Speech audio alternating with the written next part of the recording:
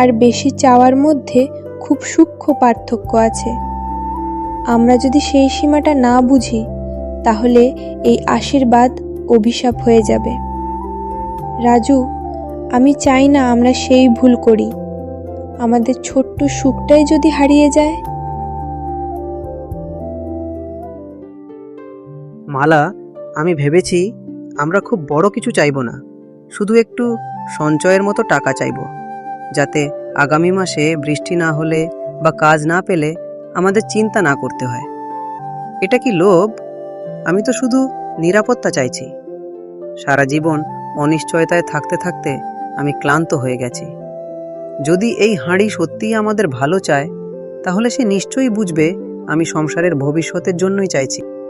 তুমি যেভাবে বলছো তাতে দোষ খুঁজে পাই না, কিন্তু আমার মনটা কেমন অস্থির লাগছে।